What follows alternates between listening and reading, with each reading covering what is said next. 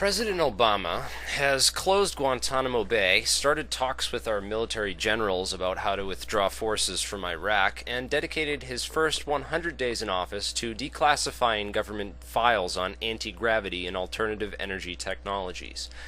Yes, you heard me correctly. Obama's National Security Advisor, retired U.S. Marine Corps General James L. Jones, Jr., has declassified government files on the Biefeld-Brown effect, which was patented by physicists Thomas Townsend Brown and Paul Alfred Biefeld in 1928. In 1992, it was revealed that the B-2 bomber employed sufficiently high voltages to significantly reduce its weight. And, of course, we've all seen the lifter videos on YouTube and on Mythbusters, which proved that the effect does not work inside a vacuum. The fact that they are just now releasing 80-year-old technologies, which have been floating around the internet for 10 years now with proven scientific demonstrations, should really make you wonder what else they're hiding. After retiring from the Marine Corps on February 1, 2007, General Jones served on the board of directors for the Boeing Corporation from June 21, 2007 to December 15, 2008. Boeing has been active in studies to apply anti-gravity technologies for commercial use since the early 1990s. In 2002, Boeing began an internal project called Gravity Research for Advanced Space Propulsion, or GRASP. According to a 2008 book by Dr. Paul LaViolette titled Secrets of Anti-Gravity Propulsion, Boeing completed a separate classified study for the U.S. military on electrogravitic propulsion sometime before October 2007. Boeing was rebuffed in its efforts to have such technology declassified and released to the public sector. However, as a board member and member of Boeing's finance committee at the time of the 2007 classified study, Jones was privy to Boeing's efforts in anti-gravity research and development. He has done the right thing by declassifying this technology and the research to the American public, but it must not stop here. The U.S. Senate confirmed retired Admiral Dennis Blair will formally begin his new position as Director of National Intelligence. Dennis Blair finished a 34-year naval career as Commander-in-Chief of the United States Pacific Command, the highest-ranking officer over all of the U.S. forces in the Asia-Pacific region from 1992 to 2002.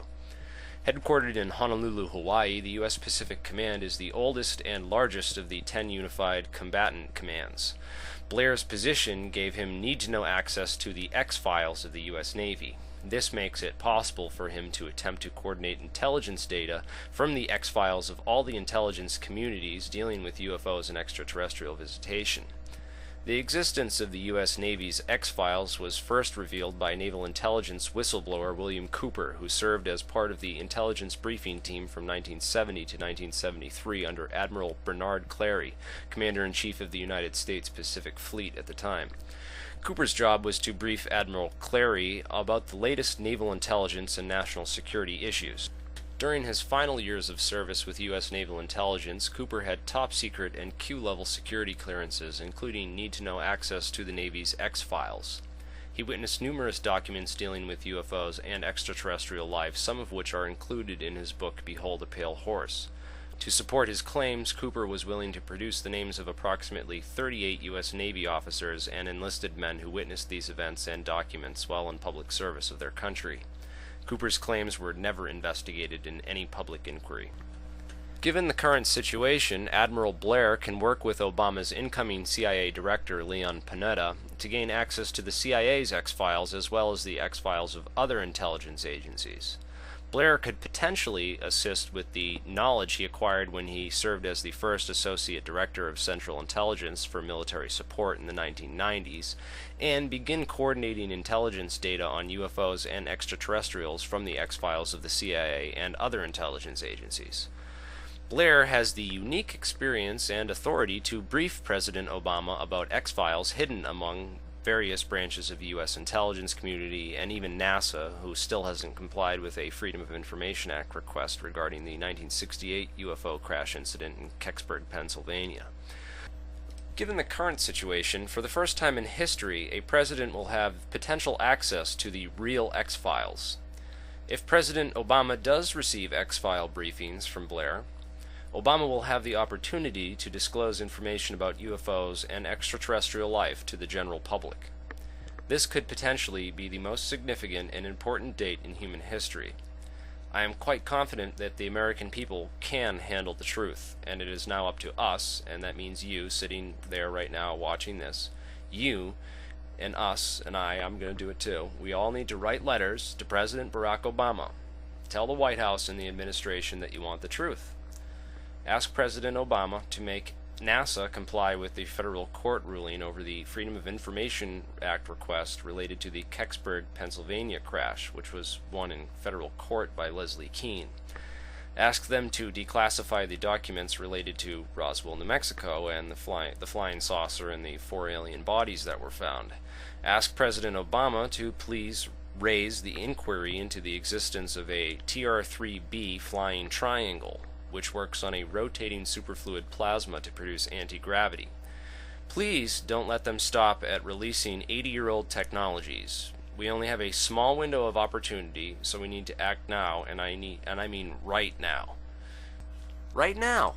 Type up a letter to President Barack Obama, or copy the one that I provided to you in the description of this video.